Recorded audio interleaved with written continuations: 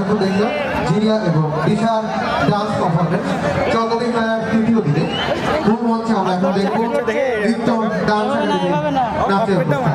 মঞ্চে এখন আসছে রিতম ডান্স একাডেমির নৃত্যশিল্পীরা, তারা পরপর কয়েকটি নাচ পরিবেশন করবে। এবারে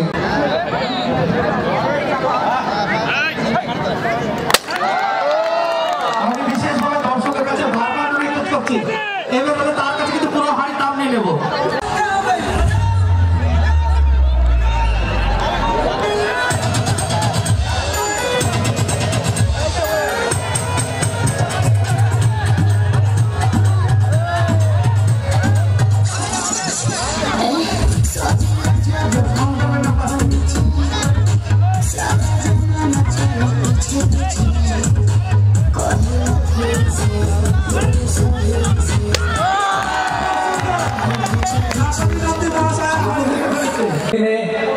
যেভাবে এই 4 দিন আপনারা আমাদেরকে সহযোগিতা করেছেন, আশা করব আজকেও আপনাদের সহযোগিতা আমরা পাবো।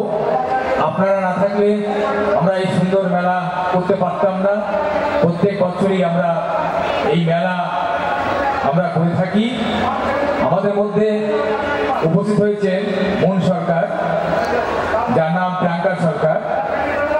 আপনারা দেখেছেন বন্ধু প্রশান্ত সরকার বলছিল হতেও একটা মুভি আমরা কান্দি প্রত্যন্ত গ্রামে আমরা এই শুটিংটা করেছিলাম। এই মুভিটা অলরেডি আমাদের পশ্চিমবঙ্গে বিভিন্ন হলে চলেছে, বহরমপুরেও মোহন মলে চলেছে, আইনক্স কলকাতা থেকে শুরু করে বিভিন্ন জায়গায় প্রত্যেকটা জেলায় যে সিনেমা হলগুলো আছে সেগুলো চলেছে। আপনারা হয়তো দেখে থাকলে ওটাকে চিনতে পারবেন। খুব সুন্দর অভিনয় করেছে।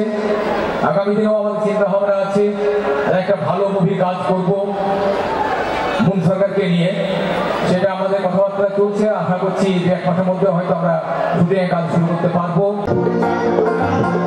আগামী দিনে তাদেরকে আশীর্বাদ করি আরো বড় বড় জায়গায় তারা পৌঁছাবে। এবং চন্দ্রদীপ মঞ্চ আমাদের কাছে একটা খুব আবেগের মঞ্চ। আর বিভিন্ন ধরনের প্রচুর মানুষ এখনো বিভিন্ন জায়গায় তারা ছড়িয়ে ছিটিয়ে আছে, প্রত্যেক কিন্তু তাদের কানে কিন্তু রেস্ট আমাদের যায়। মেলাটা যেমন এই মেলাটা এরকম ভাবেই আমাদের চলে। 30 তারিখ শেষ, শিক্ষিত ছেলে তারা আজকে সঙ্গীত সুন্দর সঙ্গীত পরিবেশন করেছে, মার্জিত রুচিশীল, এটা আজকের দিনে সবচেয়ে বেশি গুরুত্বপূর্ণ।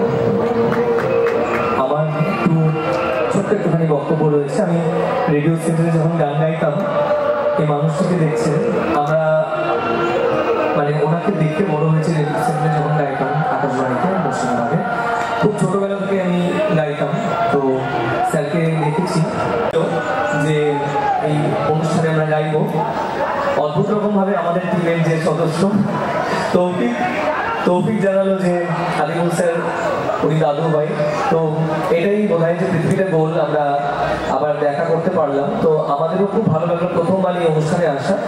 আর যেহেতু গান বাজনা নিয়ে আমরা চর্চা করি বা অল্প বিস্তর পড়াশোনা আমরা সবাই করি, সেই জন্য আমার মনে হয়েছে যে ওনার সম্মানার্থে ওনার সাথে যারা রয়েছেন তারা এবং ওনার পরবর্তী প্রজন্ম যারা রয়েছেন এবং এই মঞ্চটার সম্মানার্থে কিছু গান এমন বাছাই করি, হয়তো সেই গানে খুব ভেরি করে হয়তো নাচ হবে না ঠিক কথা, কিন্তু গানটিকে বসে শোনা যাবে। আমাদের ইচ্ছেটা ছিল সেটাই, যে অডিয়েন্সের সাথে সাথে যে মানুষটির ডাকে সাড়া দিয়ে আমরা এসেছি বা যাকে ছোটবেলা থেকে দেখছি, সেই মানুষটির সম্মানার্থে কিছু একটু পরিবেশন করা।